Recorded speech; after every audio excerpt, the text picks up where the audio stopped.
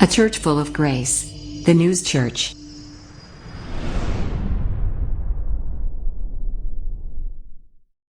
오늘 하나님께서 주신 말씀입니다. 성경 출애굽기 12장 21절에서 28절 말씀까지 구약 성경 99쪽이 되겠습니다. 한 절씩 교독하실 때에 21절 말씀 제가 먼저 받들겠습니다. 모세가 이스라엘 모든 장로를 불러서 그들에게 이르되 너희는 나가서 너희의 가족대로 어린 양을 택하여 유월절 양으로 잡고 우슬초 묶음을 가져다가 그릇에 담은 피에 적셔서 그 피를 문 인방과 좌우 설주에 뿌리고 아침까지 한 사람도 자기 집 문 밖에 나가지 말라. 여호와께서 애굽 사람들에게 재앙을 내리려고 지나가실 때에 문 인방과 좌우 문설주의 피를 보시면 여호와께서 그 문을 넘으시고 멸하는 자에게 너희 집에 들어가서 너희를 치지 못하게 하실 것임이니라. 너희는 이 일을 규례로 삼아 너희와 너희 자손이 영원히 지킬 것이니 너희는 여호와께서 허락하신 대로 너희에게 주시는 땅에 이를 때에 이 예식을 지킬 것이라. 이후에 너희의 자녀가 묻기를 이 예식이 무슨 뜻이냐 하거든 너희는 이르기를 이는 여호와의 유월절 제사라.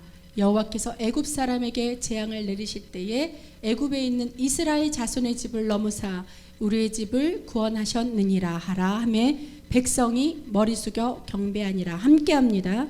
이스라엘 자손이 물러가서 그대로 행하되 여호와께서 모세와 아론에게 명하신 대로 행하니라. 아멘. 아멘. 하나님께서 주신 말씀입니다. 그날은 주의 영이 임하여 큰 공이 땅 위에 일어나리라.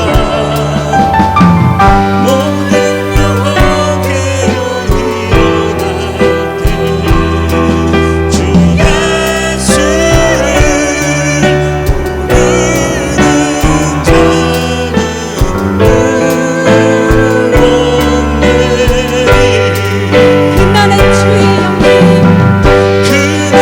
주의 영이 임하여 큰 공이 땅 위에 일어나리라. 모든 영혼 깨어 일어날 때 주 예수를 부르는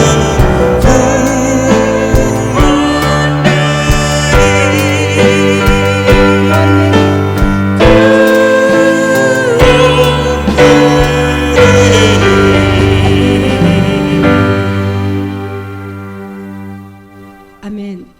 예수 그리스도의 보혈이라는 제목을 가지고 윤석동 담임 목사님 나와서 말씀 전해 주시겠습니다. 귀한 은혜 받으시는 축복의 시간 되시기를 바랍니다. 할렐루야. 잘 지내셨습니까? 유아실 잘 들려요? 반가운 얼굴들이 함께 하셨습니다. 자, 은혜 많이 받읍시다 하고 서로 인사하도록 하겠습니다. 은혜 많이 받읍시다. 영광의 하나님이 저와 여러분을 축복하실 줄로 믿고 오늘 주시는 말씀의 제목은요, 그리스도 예수님의 보혈. 이거 어마어마하죠. 제목만 해도 참 은혜가 클 거라 저는 믿고 오늘 말씀을 전하도록 합니다. 함께 은혜 받겠습니다. 자, 6월절이라고 하는 것, 우리 뭐 1월달, 2월달, 3월달 할 때 6월 나오는 그 6월달이 아니고 6월절이라는 것은 무엇이 넘어간다, 넘어갈 유자에다 넘어갈 월을 써서 뭔가가 나에게 와야 하는데 그 오지 않고 그것이 나를 건너뛰었다라는 그 6월의 의미입니다. 자, 이 가장 중요한 절기로 이스라엘 백성들은 이것을 지켰는데 그들이 세상에서 지키는 명절 중에 가장 오래된 절기이자 또 가장 귀하게 여기는 절기이기도 합니다. 약 3,500년 전에 이 6월절의 사역이 역사가 일어났는데 이미 3,500년이나 됐던 그 일들을 지금까지도 이스라엘 백성들은 가장 최고의 절기로 지킨다는 거예요. 6월절의 내력을 찾아서 그 역사를 거슬러 올라가 보면 가나안 땅의 유목민이죠. 한 곳에 정착을 하는 것이 아니라 이곳저곳 옮겨 다니면서 사는 그 유목민으로 살았던 아브라함의 자손들이 기원전 1875년 그때 요셉을 따라 애굽에 이주를 하게 됩니다. 출애굽을 하기 이전의 이야기죠. 요셉을 따라서 애굽 땅에 들어가서 이제 유목민의 생활을 접고 그곳에서 이제 거주하게 되는데, 많은 세월이 흐르는 그 이후의 시간 사이에 힉소스 왕조라고 하는데 이르러서 그때 아브라함의 자손이 히브리 사람들이 위협적인 존재로 등장이 됩니다. 애굽 땅에 외지인인 히브리 사람들이 들어와 사는데 그 히브리 사람들의 세력이 점점 커지는 거예요. 마치 미국에 보면요, 미국 백인들이 그 미국을 개척을 하고 흑인들을 잡아다가 노예로 썼는데, 지금은 이제 그 노예 제도가 없어지고 난 이후로 이제 흑인들이 그 어떻게 보면 미국 시민들의 인구의 한 반 정도 된다고 하나요? 반이 넘었다고 하나요? 정확하게 모르겠습니다만, 그렇게 인구가 많아지자 그 나라를 정치했던 백인 우월주의자들이 좀 두려워하는 그런 상황이 됐던 것과 똑같은 일이 벌어지고 있었던 겁니다. 고통 중에 부르짖는, 그렇죠, 고통을 받기 전에 이미 그러니 힉소스 왕조의 사람들, 애굽 사람들이 그 다음부터는 히브리 민족이 점점 그 세력이 늘어나고 영향력을 끼치기 시작하니까 어떻게 되겠어요? 그들에게 나라를 뺏길 위험성이 있다 싶으니 어떻게 하냐? 탄압을 하기 시작하죠. 싹을 잘라버리는 겁니다. 성장하지 못하게 막는 겁니다. 그러다 보니 히브리 사람들을 노예로 삼고 부리기 시작하는 거죠. 권력을 가진 사람들이. 노예로서 삶을 사는데요, 월급도 많이 주고 일 시키는 만큼 대접해주고, 우리나라처럼 뭐 알바비 뭐 얼마 해갖고 딱 정해놓고 뭐 광고 요즘에 그런 게 나오더라고요. 뭐 한참 바쁠 때 그만두고 뭐 일하기 싫으면 안 나오고 알바니까, 그랬더니 뭐 그건 님 생각이고 하는 뭐 그런 광고가 있어요. 또 반대로 뭐 알바는 뭐 전문적으로 뭐 깍두기 같은 것도 막 썰고 막 하는 그런 광고가 봤는데, 마치 그런 계약 조건에 철저하게 어떤 조건에 의해서 그것을 지키는 그런 사회가 아니었다라는 겁니다. 강압에 의해서, 탄압에 의해서 자기가 할 수 있는 최대한의 영역을 했음에도 불구하고 그것이 억지로 이루어지는 일이다 보니까, 우리 마치 주홍재 집사님이 얼마나 자신이 있어요. 그 물건을 가지고 전국을 돌아다니면서 막 아주 막 입에 침이 막 튈 정도로, 제가 봐도 그거 확실히 그렇게 그런 제품이구나 하고 제품에 대한 설명을 얼마나 잘하는지 몰라요. 그렇게 확신을 가지고 그런 일들을 하는 그런 사람임에도 불구하고 대접은 엉뚱하게도 10분의 1도 못 받았다라는 거예요. 그런 히브리 사람들이 얼마나 억울했겠습니까? 억울한 건 둘째치고 못 먹는 것도 둘째치고, 억압이 돼서 일하기 싫음에도 불구하고, 자신이 있어 일하는 것이 아니라 자신이 있음에도 일을 하기가 싫은데도 억지로 일하는 그런 상황이 됐을 때 얼마나 억울하고 분하고 그 생활에, 그 노예 같은 생활에서 벗어나고 싶었겠습니까? 그들이 이제 노래를 합니다. 하나님, 우리를 구해주세요. 하나님, 우리를 이 고통 가운데서 벗어나게 해주세요. 지금 우리가 살아가는 이 시대에도요, 내가 묶인 내 삶이 어려움 가운데 빠진 이들이 있습니다. 그런데 그것을 내 힘으로 벗어나려고 해봤자 아무리 해도 벗어나기가 어렵지요. 그럴 때는 어떻게 합니까? 히브리 백성들이 했던 것처럼 하나님을 찬양합니다. 하나님을 더 높입니다. 하나님의 뜻을 구합니다. 그 가운데 그 뜻대로 내가 움직여지길 소원하는 겁니다. 그러고 나면 하나님께서 도우셔서 그들이 출애굽을 했던 역사함이 우리 가운데도 똑같이 이루어질 수 있다라는 거예요. 그들이 그들을 애굽에서 구원해내기 위해서 그 땅에 하나님께서 어떤 재앙을 내리기 시작했느냐?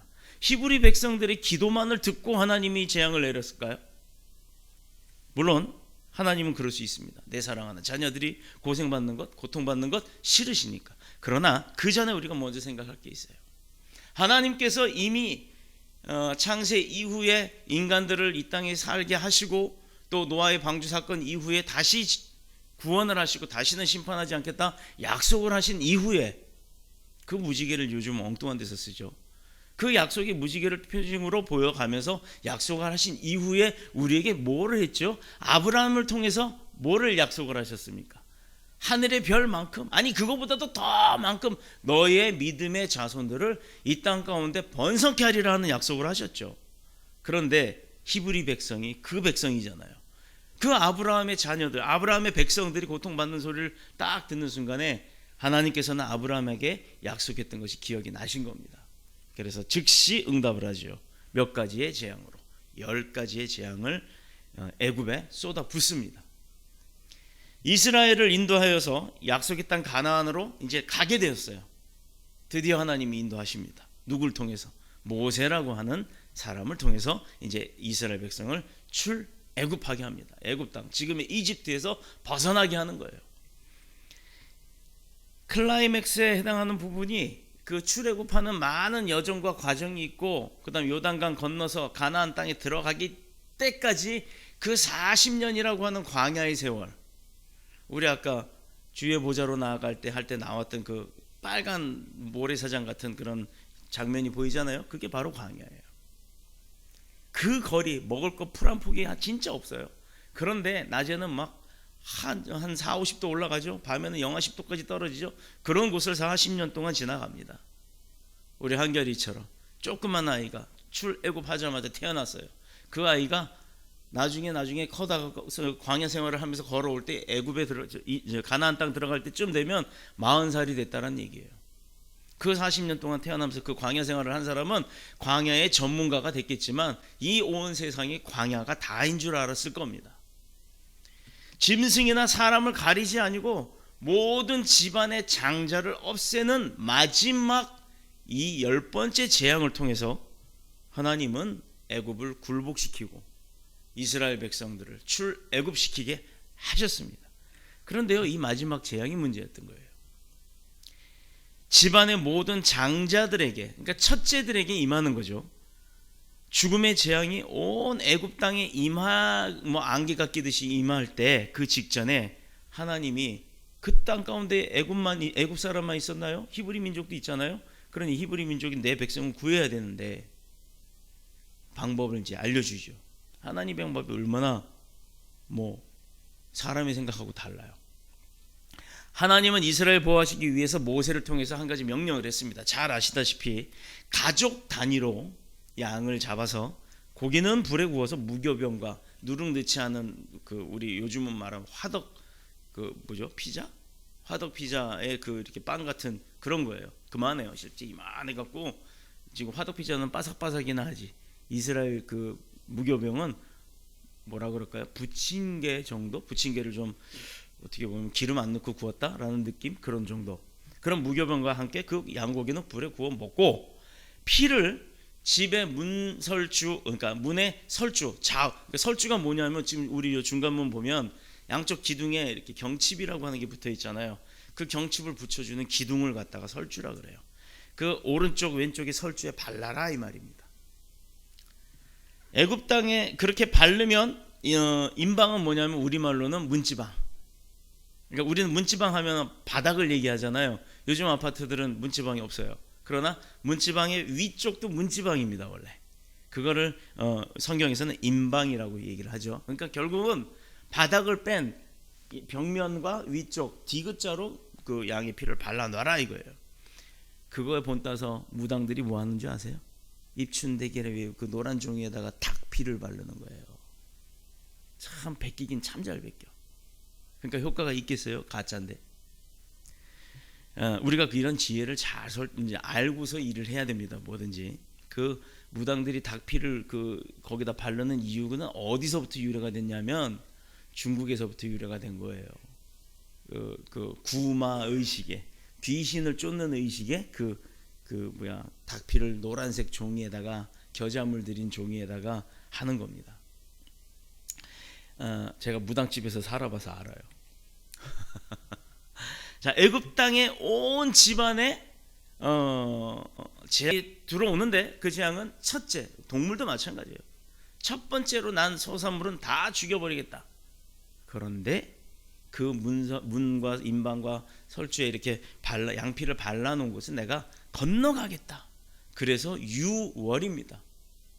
애굽 땅에 온 집안의 장자들의 죽음으로 통곡 소리가 들릴 때에도 불구하고 양의 피를 발랐던 이스라엘 백성들, 히브리 민족들의 가정은요 아무런 재앙이 없어요. 싹 건너간 거예요. 생각해 보세요. 지금 칸칸칸칸 아파트처럼 이렇게 있는데 애굽 그다음 다 애굽인데 요 집이 예를 들어서 요 집이 히브리 민족 집이에요. 쫙 오는데 여기만 그 재앙이 싹 피하고 넘어갔다는 얘기예요. 이게 사람이 할 수 있는 일일까요? 전염병이 어떻게 고집만 피해가겠습니까? 하나님이 하시는 거기 때문에 피해갈 수가 있었습니다. 양의 피를 바른 이스라엘의 가정들은 죽음의 재앙이 그 집을 넘어감으로 인해 장자들이 보호를 받은 거예요. 장자가 보호받았다는 건 즉 우리나라 말로는 집안이 이어져 가는 거예요. 유월절, 넘을 유자에다가 넘을 월, 그리고 뭐 절기절자를 써서 유월절이라고 하는 겁니다. 애굽 왕은 이스라엘을 출애굽시키지 않으려고 그 바로 왕은 얼마나 자기가 고통을 받았음에도 지킬 것처럼 했다가 마음이 바뀌고 지킬 것처럼 했다가 마음이 바뀌고. 왜? 우리 속담에 화장실 들어갈 때와 나올 때가 다르대잖아요. 이 10번째 재앙에 바로의 아들도 죽은 거예요. 그러니 바로가 이제 겁이 나는 겁니다. 가라. 그래놓고도 쫓아갔잖아요. 후회해놓고. 자, 유월절은 이스라엘이 애굽에서 겪었던 노예 생활의 그 고난을 기억하고 그 고난 가운데 있음에도 불구하고 출애굽을 할 수 있었다는 것, 그거 하나님의 은혜라는 것, 그것을 감사하면서 기념하는 게 이스라엘 백성들이 하는 지금의 유월절의 의식인 거예요.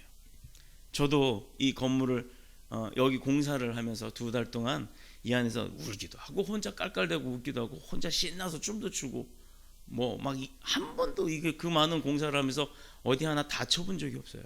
심지어 저 유리문을 달다가 유리문이 넘어져서 달아도 못 보고 저 유리가 한번 깨진 적이 있었어요. 근데 그 유리가 어디를 덮쳤냐? 머리통을 덮친 겁니다.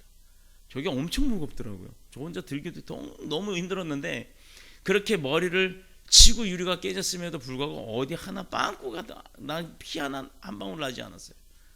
그렇게 보호해 주시더라 이 말입니다. 그때 이제 뭐죠? 운동화 하나를 이제 작업화를 쓴 게 있었는데 그걸 아직도 안 버렸어요. 얼마나 그 공사가 고됐는지 새 운동화였는데 밑창도 떨어지고 옆에 뭐 나무 막 이런 게 막 부딪히고 이제 이러니까 너덜 누가 어디다 갖다 보면 당장 갖다 버려. 이렇게 한 10년쯤 심은 그 운동화처럼 되었어요. 근데 그걸 왜 안 버렸을까요?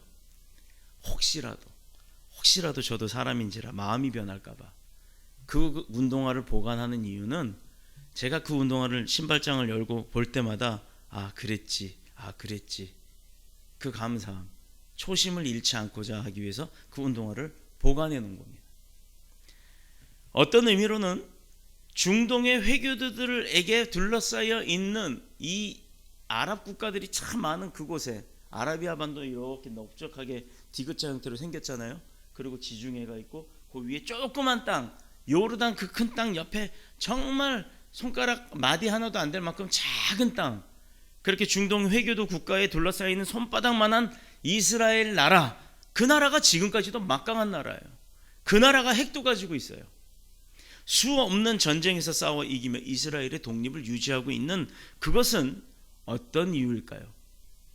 그렇게 작은 나라가. 대한민국도 마찬가지죠. 한반도 북한까지 따져봐야 일본의 3분의 1이에요. 그런데 그 3분의 1이 북한도 아닌 남한, 한국만 가지고도 지금까지 잘 지키고 있다는 거예요. 이것은 이스라엘 백성들이 바로 유월절에 대한 그들의 태도와 신념에 있다고 누구나도 다 이야기를 합니다. 하나님이 출애굽시켜서 지금의 가나안 땅 이스라엘에 들어가서 살고 있는 그들의 축복의 비결은 바로 하나님이 그들을 구했다라는 것을 잊지 않고 산다라는 거죠. 근데 예수를 인정 안 하는 게 문제인 겁니다.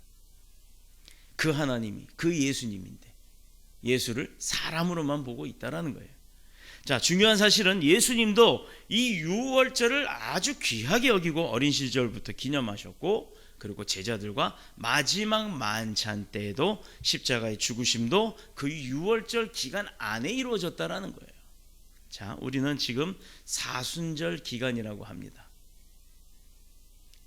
열흘씩 4번에 나눠서 예수님이 고통받고 저 십자가 도상에 올라가 사망하시고 부활 승천하실 때까지의 총 기간을 40일로 잡고 그 40일을 사순절이라고 지키고 있어요.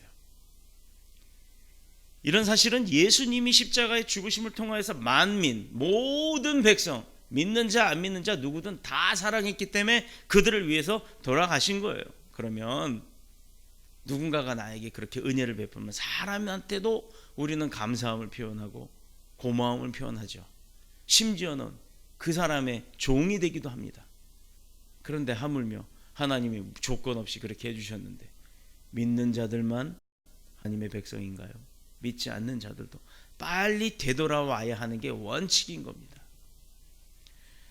이미 애굽에서 고통당했던 이스라엘의 구원과 출애굽을 위해서 자신의 유월절 어린 양으로 희생당할 것. 문설주에 무슨 양의 피, 답을 다 알려줬네. 문설주에 양의 피를 바르라고 했잖아요. 그래서 우리가 예수 그리스도 피 흘려 죽으심을 어린 양의 표현으로 표현을 하는 겁니다. 즉 구약 시대 때는 이렇게 예배 나올 때 우리는 뭐 헌금을 내고 말지만 이 구약 시대 때는요, 어디 하나 흠 하나 없는, 어디 하나 흠집, 뭐 털이 어디 찢기거나 살 하나 찢어졌거나 어디 다리가 하나 삐꺼덕거리거나 꼬랑지가 뭐 이렇게 말렸다든가 하는 그런 양이 아닌 아주 정결한 깨끗한 양 또는 소, 모든 것이 수컷이긴 합니다만 비둘기 형편에 따라서 제물로 그 피를 드렸습니다. 다시 말해서 출애굽 당시의 사람들이나 오늘 우리들도 또 미래에 앞으로 생겨나고 살아갈 사람들도 사람의 공로나 어떤 힘으로나 혹은 양이라는 짐승의 피를 통해서 구원받고 죄를 용서받는 것이 아니라는 거예요. 이제는 예수 그리스도가 그렇게 하고 나신 이후로는 모든 그런 의식은 그냥 의식일 뿐입니다. 효과가 없다라는 거예요. 근데 요즘 그런 거 하는데 많아요. 막 북치고 장구치고 뛰고 뭐 칼 위에 올라가고. 그러니 그게 다 잘못된 거죠. 소용없는 거란 얘기입니다. 갈보리 십자가 위에서 하나님 속죄의 어린 양으로 피 흘리신 예수 그리스도의 십자가 보혈을 통해서 이미 출애굽 받고 구원 받고 죄를 용서받았다라는 겁니다. 지금도 하나님의 소원이 있겠죠. 만세전부터 택한 바 된 우리 그 백성들이 죄 가운데 있기를 원하시겠어요? 사망 가운데로 가는 걸 원하시겠습니까? 아들내미가 딸내미가 내 귀한 자식이 죽으러 간다는데 그거 가만둘 부모가 어디 있어요? 내가 죽더라도 뭐 어떻게든 같이 물에 빠졌다 그래도 자식 먼저 살리려고 드러내고 막 애는 숨쉬게 물 위로 막 손 밖으로 들고 자기는 깔아앉더라도 그렇게 하는 게 부모잖아요. 그래서 고통받는 이스라엘을 위해서 홍해를 가르셨고 그 어려움 가운데서도 하나님께서는 그 광야 길에서 불기둥 구름기둥으로 지키신 겁니다. 지금 우리들을 위해서 그때만 그러셨고 지금은 안 하시냐 이 말이죠. 지금도 아들 예수 그리스도 십자가에 못 박혀 우리 죄를 용서하신 것처럼 이스라엘 때 이스라엘 백성에게 임하셨던 하나님이 믿기만 하면 구하기만 하면 우리에게도 임하신다는 거예요. 지금 이 시간에도 앞으로 살아갈 우리의 날들 가운데에도 영원토록 내가 하나님을 버리는 거지 하나님은 우리를 버리지 않는다는 겁니다. 내가 옆에 하나님이 계시는 것도 모르고 하나님이 계심에도 없는 걸로 인정을 해버리고 있다 하더라도 보이지 않으니까 착각을 하죠. 자꾸 까먹는 거예요. 구원받은 자의 축복과 감격을 다시 한번 상기함으로써 하나님 앞에 영광 돌리시는 저와 여러분이 되시길 축복합니다. 과거 이스라엘은 어디에 있었습니까? 지금의 이스라엘은 이스라엘의 현 주소는 애굽이에요. 애굽. 그런데 성경에서의 애굽은 지금의 말로 하면 세상일 것이고 또 죄로 말미암아 고통받는 장소로 표현이 됩니다. 지도상으로는 지금 애굽이 이집트 땅이고요. 자, 출애굽기 3장 7절에 보면 애굽에 있는 내 백성의 고통을 정령히 보았다라는 말씀이 있습니다. 그들이 당한 고통이 뭐예요? 유아를 학살하고 고역을 무겁게 하는 통치자 바로가 움직였던 그 손길들, 그 손길 안에 소나기에 묶여 살던 삶. 애굽이란 곳은 하나님께 예배를 할 수 없는 장소예요. 오늘 안 목사님께서 우리는 편하게 예배 드릴 수 있으니 감사한데 우리와 같이 붙어 삶아떼고 사는 바로 위쪽 땅 사람들은요 그것조차도 어렵다라는 겁니다. 예배 드리고 싶어도 숨어서 드려야 돼요. 잡히면 죽거든요. 목숨을 걸고 예배하는 자들이 바로 그들입니다. 그들을 위해서 기도를 했어요. 자, 우상 숭배를 강요하고 참된 예배를 금지하는 것. 다시 말해서 신앙이 있기 때문에 그것도 기독교라고 하는 예수 그리스도를 믿는 하나님을 믿는 성령님을 믿는 그 믿음의 삶을 하기 때문에 박해받는 것. 생명을 걸지 않으면 참된 예배가 이루어지지 않는 암흑의 현주소를 말하는 겁니다. 그게 지금의 애굽이에요. 오늘은 내가 이스라엘에 살다가 저 문 밖에 나가자마자 애굽으로 갈 수도 있는 겁니다. 감사할 것은요, 히브리 민족인 이스라엘만 구원하신 게 아니라 오늘 우리도 죄와 고통돼서 예수 그리스도의 십자가의 보혈의 능력과 은혜로 인해서 구원받고 구속받았다라는 거예요. 문제는 출애굽의 사건은 이미 끝났음에도 불구하고 여전히 애굽 생활을 하면서 고통받고 있는 사람들이 있다라는 겁니다. 이것은 곧 하나님 앞에 드리는 예배가 자유롭지 못한 거예요. 예배 형식에 얽매여서, 또 예배라는 그 절차에 얽매여서 오면 90도로 이러고 앉아갖고 어깨도 한번 못 펴고 눈이 졸려도 그냥 어떻게든 눈을 뜨고 앉았고, 그게 아니에요. 졸리면 조세요. 괜찮아요.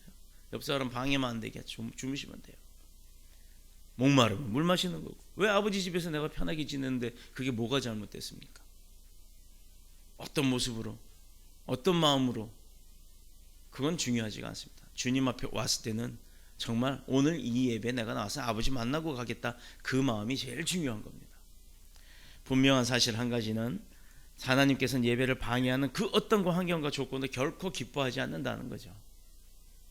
예배가 우선이 되어야 되는 삶을 통해 하나님이 그런 자에게 축복을 부어주시는 겁니다. 온전하고 풍성한 축복은 온전한 예배를 드릴 때야 임하는 겁니다. 그냥 예배에 참석만 했다고 지내는 게 아니에요. 이왕 나왔으면, 이왕 참석했으면 그 예배에 나도 하나님 한번 만나보자 라는 마음의 소원을 갖고 있으면 하나님이 만져주시고 만나주시고 거기에 더불어 플러스 알파 축복까지도 더해 주시는 줄로 믿습니다. 왜 그렇게 말할 수 있느냐? 왜 이렇게 당당하게 목사가 자신 있게 얘기하느냐? 이것은요, 예배는 깨어진 관계의 회복이거든요. 하나님과 나와의 관계가 깨어진 것을 회복할 수 있는 방법은 다른 게 없어요. 예배를 통할 수밖에 없는 겁니다. 하나님의 말씀을 듣고 내가 뭔가를 느끼고 그것이 잘못됐으면 하지 말자라고 각오를 하는 거예요. 그리고 하나님이 원하는 대로 살아가는 겁니다. 이것이 예배를 통한 하나님과의 관계가 회복되어지는 거예요. 그렇기 때문에 회복되어지는데 아버지한테 아버지만 해도 너 돈 필요하냐 하고 주시는 거고, 이러면 너 어디 아프냐 하고 약 먹자, 병원 가자, 이렇게 인도하시는 겁니다. 그러므로 우리는 하나님 앞에서 이 예배가 자유롭고 그리고 바른 예배가 될 수 있도록 우리 스스로는 최대한의 노력을 해야 되는 거예요. 하나님은 사람들은 하나님 앞에서 왜 바로 살지 못하느냐, 그 이유는요, 뭐라고 딱 한 얘기를 하냐면 대부분의 사람들이 주어진 환경, 주어진 조건을 핑계댑니다. 그건 핑계예요. 하나님이 우선이 되면요, 그런 환경과 조건이 바뀌는 거예요. 그런데 여지껏 내가 애굽에 살면서 애굽의 조건에 맞춰서 하나님을 보려고 해요. 그건 잘못된 거죠. 하나님을 보면 애굽을 바꾸셨잖아요. 이런 진리를 우리가 깨닫게 되면 내 삶의 환경이 지금 우선이 되는 게 아니라는 거죠. 그럼에도 불구하고 하나님이 우선이 되면 하나님께서는 그 환경을 바꿔주시는 겁니다. 그러나 성경을 보면요, 다니엘이 그 바벨론의 포로로 잡혀갈 때 이야기를 보면 거기도 하나님이 살아계신 증거가 많잖아요. 사저굴에 던져주고 풀무불에 던져주고 그 친구들이 그렇게 됐음에도 하나 상하지 않았습니다. 그게 이론적으로 생각이 돼요? 일어나요? 사저굴에 던졌는데 그 사자가 안 뜯어먹고 도망가기 이상하죠? 또 풀무불, 그렇게 당금지라는 시뻘건 숯불에다 손을 집어넣고 그렇게 그 속에 몸이 던져졌는데도 어째 불이 그 주변이 새까맣게 타요. 그거 이론 같죠? 이야기 같죠? 숯불구이 해먹을 때 보면 압니다. 여러분, 고기를 숯불집에 가서 숯불을 굽다가 아이고 아까워하고 이렇게 뚝 떨어질 때 있잖아요. 그때 숯불을 잡아 보세요. 숯불이 까맣게 죽어요. 숯불에 고기가 떨어지면 타버릴 줄 알았더니 숯불이 오히려 까맣게 죽습니다. 불이 꺼집니다. 그거 한번 실험해 보세요. 소고기 먹을 때 하지 말고 돼지고기 먹을 때. 하나님과의 바른 관계를 위해서는 어느 것 하나도 양보하지 않았더니 뭐 때문에? 하나님과의 관계를 양보하지 않겠다는 거예요. 왜? 나와 하나님과의 1:1 관계에서 내가 왜 하나님을 뺏기냐고요. 내 하나님과 나와의 관계에서 그 시간만큼은 아버지 건 내 건, 내 건 내 거예요. 놀부심벌에도 이건 괜찮아요. 하나님 만나는 거에 대해서는. 그렇게 하나님과의 바른 관계를 유지했더니 어떤 것 하나도 다른 사람한테 양보하지 않았더니 오히려 그것이 큰 축복이 되었더라, 이 말입니다. 임금과 백성들이 가장 신뢰하고 존경받는 아주 능력 있는 지도자가 다니엘이 된 거예요. 에스더는 연약한 여자예요. 기록에 보면, 성경에는 자세히 나와 있지 않으면 관주에 보면 에스더는 정말 아마 황 집사님만큼 야리야리했는지도 모르겠어요. 키도 작고 되게 연약합니다. 톡 건들면 부러질 것 같다고 할 정도였으니까. 그런 여인이, 연약한 여인임에도 불구하고 페르시아의 포로로 끌려갑니다. 우리 그 영화 300이라는 거 옥 하고 남자들 여기 왕자 새겨진 군사 300명 나올 때 나는 인자하다 하고 막 코에 바늘 끼고 뭐 막 이런 거 끼고 흑인 키 큰 사람이 막 군인들 어마어마하게 몰고 오잖아요. 그 군인들 몰고 왔던 그 사람들 페르시아 사람이에요. 그 페르시아가 그렇게 엄청난 나라였습니다. 그런데 그런 나라의 포로로 그 에스더가 끌려갔음에도 불구하고 그곳에서 만난 히브리 민족의 말살이라는 아주 전대미문의 위기 속에서도 자기 민족의 생명 하나를 다치지 않게 다 구원해냈잖아요. 그 연약한 여자 하나가. 또 잔다르크도 그렇죠. 십자군 전쟁 때도 그 여인이 뭐 그 많은 군사들을 승리로 이끌어냈습니다. 그 젊은 처자 하나가.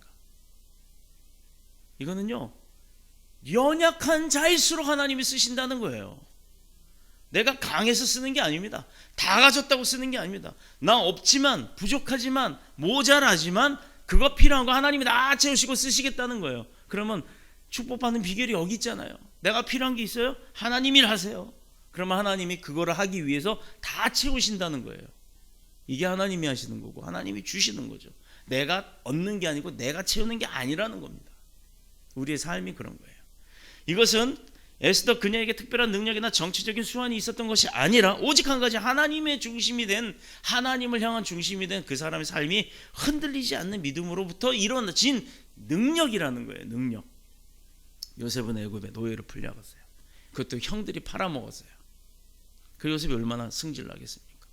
권력이 생겼습니다. 형들 만나게 됐어요. 그 죽여버리고 싶겠죠. 근데 안 그랬어요. 자신의 혈육은 무료고 전 세계의 기근에서 구하는 세계적인 총리가 됐습니다. 뭘로 인해서? 하나님의 구원하심의 능력으로 인해서. 그는 오히려 죽이고 싶은 형제임에도 불구하고 두 발로 맨발로 쫓아가서 그 총리가 안아줬습니다. 형들은 오히려 덜덜덜 떨었어요. 내가 지은 죄가 있으니까. 그러니요, 지은 죄가 형제들 가운데 있다면 빨리 사과하세요. 그래서 관계를 회복하는 게, 그게 지혜고 그게 축복받는 비결입니다. 이러고 앉아가지고 그거 서로 자존심 세워봤자 좋을 거 하나 없는 겁니다. 믿음의 영웅들의 특징이 성경 가운데 참 많이 나와 있어요. 스스로 연약하고 부족하고 너무 모자라지만 그럼에도 불구하고 한결같이 그 어려운 조건, 어려운 환경에서도 다 승리하는 자들이 됐다라는 거죠. 그것은 누구의 의미요? 하나님을 향한 그 마음의 진실, 양보함이 없는 하나님에 향한 그 마음의 중심이 하나님이 인정을 하신 거예요. 우리는 사람한테 인정받을 필요 없어요. 목사인 저한테도 인정받으려고 하지 마세요. 저도 인정해 줄 수 있는 권한이 없어요. 그냥 하나님 보시기에 합당하면 됩니다. 하나님 앞에 떳떳하게 서는 것. 제가 잘 말하는 거 있잖아요. 코람데오의 삶. 하나님 앞에 섰을 때 내가 부끄러움이 없으면 하나님이 인정하시는 겁니다. 하나님이 인정하시면 하나님이 쓰시는 거예요. 사람이 안 써봤자 소용없어요. 사람이 쓴다고 해서 무슨 도움이 있겠습니까? 하나님이 쓰셔야 합니다. 어려운 환경과 조건 속에서도 오히려 더 큰 하나님의 축복과 기적을 얻어낼 수 있는 게 바로 하나님으로부터 인정받는 사람들의 특징인 거예요. 남의 나라에 살면서도 자기 나라 이상으로 할 일을 다 했어요. 그 비결이 뭐죠? 어떤 환경과 조건에도 흔들리지 않는 하나님과의 바른 관계, 예배의 철저함을 그들은 지켰다라는 겁니다. 하나님과의 바른 관계를 위해서 자기들의 생명까지도 걸었어요. 그런데 하나님이 그 생명을 담보로, 그래 너 죽어, 그 영혼만 내가 구할게, 이게 아니었죠. 영과 육을 다 같이 구하셨다라는 겁니다. 이것은 어떨 때? 내가 하나님 앞에 바로 섰을 때. 출애굽기 6장 5절에 이스라엘 자손의 신음을 내가 듣고 나의 언약을 기억하였도다 라고 하는 것은 뭐냐면, 아브라함이 그 약속했던 별과 같이 많게 해줄 거야 라고 했던 그 기억을 약속하셨고, 그 이스라엘 백성들을 출애굽시키는 데까지 모든 역량을 하나님께 거서 이루셨다라는 거예요. 그 애굽에게 재앙을 주어가면서까지. 자, 이것은 하나님께서는 우리와 하나님과의 관계에서 맺은 언약, 약속이죠. 그것은 어기시는 분이 아니라는 거죠. 기억을 하신다는 거죠. 그래서 그 기억이 상기될 수 있는 상황만 오면 되는 거예요. 하나님 잊어먹었겠습니까? 우리의 마음의 중심을 보시는 거죠. 그러므로 언약의 백성은 사는 장소가 중요한 것이 아닙니다. 우리가 이스라엘 백성이 아니라고 해서 아닌 게 아니라는 겁니다. 하나님의 말씀을 믿고 그 언약을 어떻게 내가 믿고 붙드느냐에 따라서, 붙드느냐 안 붙드느냐에 따라서 다른 거예요. 아버지가 가출을 하신대요. 그럼 어머니랑 아이들이 막 그 아버지 바짓가랑이 붙듭니다. 자식을 보고 아내를 보고 나가려고 하던 마음도 안 나갈 수가 있잖아요. 마찬가지로 아버지가 나가시는데 나 지금 오늘 청구서 사야 되는데 10,000원이 필요해요. 그 10,000원 달라고 우물쭈물, 관계가 안 좋아요. 어저께 아버지랑 싸웠어요. 그럼 말도 못하고 아이씨 저기 가요? 가세요. 이렇게 하면 끝나는 거예요. 근데 아버지 저 학교 오늘 뭐 필요하냐? 이렇게 되는 겁니다. 부모님들 채워주시려고 하는 분들이에요. 하물며 인간의 부모도 그런데 우리를 만드신 하나님은, 우리의 마음은 입만, 아버지만 해도 돼요. 기도가 안 돼요. 기도가 안 나와요. 저도 그런 적이 있었습니다. 여기 앉아가지고요, 아버지 오늘 내가 무슨 기도를 해야 돼요? 심지어 물어봤어요. 근데 아무 응답이 없어요. 그래서 그냥 부르기만 했습니다. 아버지, 아버지, 아버지, 아버지. 한 10번쯤 불렀을까요? 온 몸에 전율이 오더니 얼마나 눈물이 쏟아지는지. 제가 그 찬양을 참 좋아하고 그 찬양을 참 좋아하는 자매가 여기 앉아 있어요. 아바 아버지, 아바 아버지. 그 찬양을 저도 좋아하는데 우리 유나가 아기 때 그걸 물어봐요. 이게 뭐냐고. 교회에서 부르는 노래야. 아바가 누구예요? 하나님을 얘기해. 아버지는 누구예요? 하나님을 얘기해. 아바는 뭐고 아버지는 뭐예요? 하나님은 뭐예요? 계속 관심을 갖기 시작하더라고요. 그래서 어느 날은 악보를 달래요. 그때가 아마 초등학교 들어가기 전일 거예요. 한 6, 7살쯤 됐는 것 같아요. 그 꼬마 아이가 지금 이 자리에 나와서 있습니다. 얼마나 감사합니까? 그러므로 출애굽보다도 더 중요했던 것은 이 홍해를 건너는 것, 이런 것 다 역사함이 있었죠. 근데 그보다 더 중요한 것은 하나님께서 하신 언약을 우리가 기억을 하는 거죠. 기억을 하려면 어떤 언약을 하셨는지 성경을 봐야 할 거 아니에요. 그래서 성경을 보고 그 언약을 기억을 합니다. 그리고 내가 그걸 놓지 않고 붙드는 겁니다. 그리고 그것을 붙들고서 기도를 하는 겁니다. 너희가 구하는 것 이미 받는 줄 알고 믿고 구하라라고 얘기했죠. 아버지, 나 뭐 필요한데요. 이거 주님의 뜻이 맞다면 그게 나한테 지금 받은 줄로 제가 믿고 구합니다. 아버지 그 말씀 붙들고 기도합니다. 아버지께서 약속하셨잖아요. 그러니까 아버지 뜻이 맞다면 난 그대로 되게 해주세요 라고 했을 때 그게 응답이 안 되냐 이 말이죠. 됩니다. 문제는 언약을 깨닫고 그 언약을 붙드는 사람이 어떻게 출애굽을 할 수 있느냐. 22절에 기록된 대로 그 양의 피를 바르는 겁니다. 왜 양의 피를 발라야 하죠? 피는 죄와 사망 가운데 그 저주에서 인간이 해방될 수 있는 유일한 길인데, 아까 얘기했잖아요. 그렇다고 진짜 비둘기, 소, 닭 뭐 이런 동물 잡아다 그 피 바르라는 얘기가 아니잖아요. 이제는 그 피는, 양의 피는 예수 보혈밖에 없다라는 겁니다. 그리스도 예수님의 보혈. 그리스도가 뭐예요? 구세주잖아요. 우리를 구원하러 오신 그 예수님의 십자가의 보혈을 기억하라는 얘기입니다. 그리고 그분이 약속대로 3일 만에 부활 승천하셔도 올라가셨죠. 이 이후로는 우리에게 누가 있어요? 선물로 내가 너희에게 성령을 주고 가노니 성령이 너희를 인도할 것이다. 우리가 그 성령의 인도함을 받고 사는 겁니다. 왜? 모자라고 부족하잖아요. 나약하잖아요. 또 쓰러지잖아요. 오늘 또 죄 짓습니다. 여기서 회개하고 나가는데 또 죄 져요. 그게 우리입니다. 우리 연약한 사람들이에요. 그렇기 때문에 우리가 누구에게 도움을 구합니까? 하나님 도와주세요.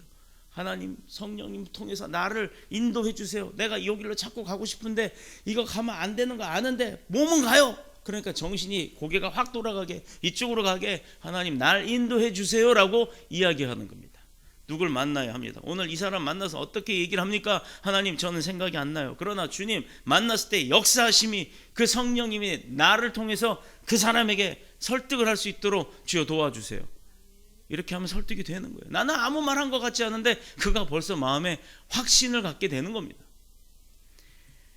이 양은 인류의 죄를 대속해서 피를 흘려 죽어주실 예수 그리스도를 의미하는 거죠.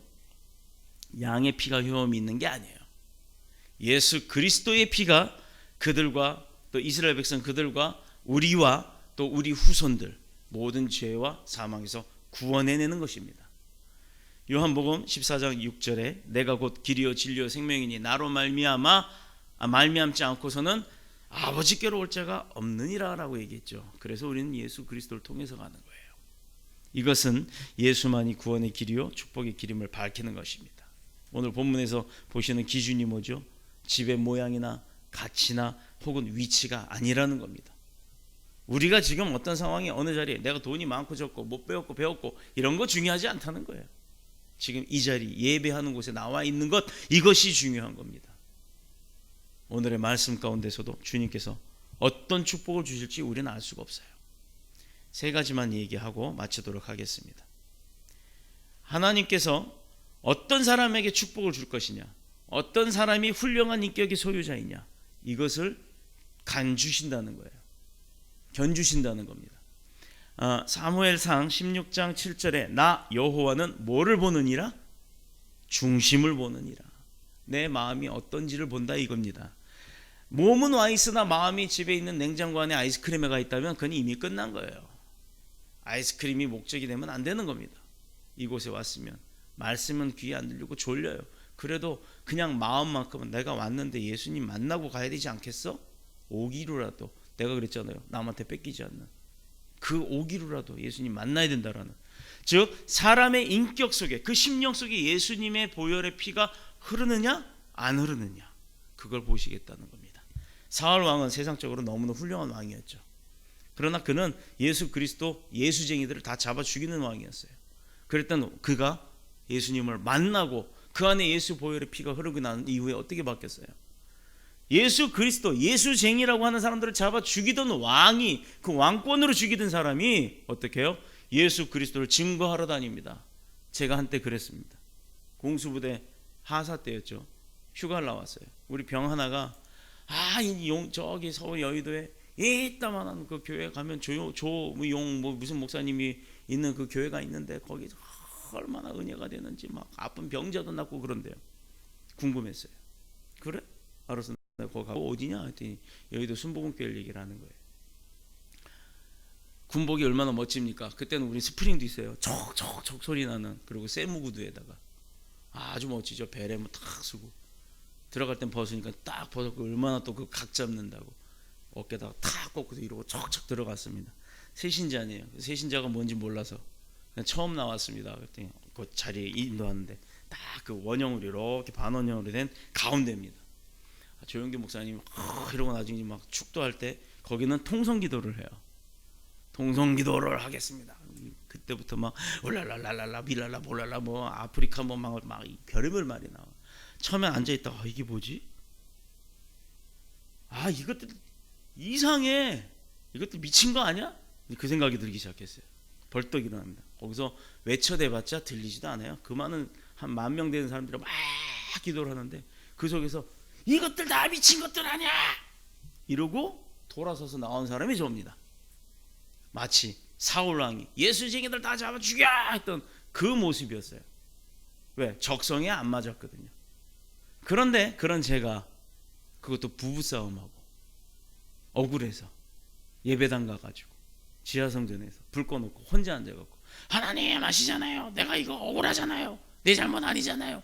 근데 왜 우리 안 목사님이 나를 그렇게 막 뭐라고 합니까? 이거 억울합니다. 내 잘못 아닙니다. 라고 하는데 예수님 하는 소리가 들려요. 누가 내 기도 다 들었나? 하고 탁 쳐다봤더니 아무도 없습니다. 그때부터 들리는 음성이 얼마나 겁이 났는지, 얼마나 마음이 찢어지는지. 그 지하성전, 요 뒤에 있어요. 새벽교회. 그 새벽교회 지하성전을 떼굴떼굴 1시간도 넘게 굴렀던 것 같아요. 이 하얀색 반팔 면티가 걸레가 될 정도로 구멍이 났으니까. 그때 그 예수님을 만나고 난 이후로 제가 어떻게 변했습니까? 제가 그러고 있더라 이 말이죠. 제가 그 미친 사람들처럼 랄랄랄랄라 한다 이 말입니다. 이것은 사울이 됐든 누가 됐든 제가 됐든 하나님 만나보지 않으면 모른다라는 거예요. 그래서 중요한 건 하나님을 만나는 것. 그런 자에게 첫 번째로 구원이 임합니다. 두 번째로는 하나님의 말씀대로 피를 바를 때 죽음의 사자가 내게 임했다 할지라도 나를 유월해서 넘어간다는 겁니다. 왜? 하나님이 보호하시니까. 그것이 성경에 나와 있던 기록이니까. 세 번째는 하나님의 말씀대로 피를 바를 때 내가 진정한 예배, 자유함의 예배를 드릴 수 있는 길이 열린다라는 거예요. 자유함의 예배가 열리면 내게는 부어지는 건 축복밖에 없습니다. 죄는 사람을 고통받게 만들죠. 그러나 예수 그리스도의 보혈은 나를 축복의 길로 인도하는 겁니다. 나를 살리는 겁니다. 우리를 살리는 겁니다. 내 자손들도 살리게 되는 겁니다. 이렇기 때문에 예수만 말하고 예수만 증거해야 하는 게 저와 여러분들의 사명이 되는 것입니다. 요한일서 1장 7절 말씀 한 절 읽고 마치도록 하겠습니다. 그 아들 예수 피가 우리를 모든 죄에서 깨끗게 하실 것이요. 성경에 기록된 말은 거짓이 없습니다. 오늘부터 예수 그리스도의 피가 우리를 새롭게 하는 줄로 믿고, 또 가정에서 자녀에게, 또 우리들의 심령 안에도, 가슴 속에도 그 심령의 문설주가 되고 심령의 인방이 되고 예수님의 보혈의 피를 바르고 사시는, 그래서 모든 재앙과 환난과 어두움과 어려움 가운데서 벗어날 수 있는, 죄가 주는 죽음에서부터 구원을 받는 저와 여러분이 다 되시기를 그리스도 예수님의 이름으로 축복합니다. 축원합니다. 기도드리겠습니다.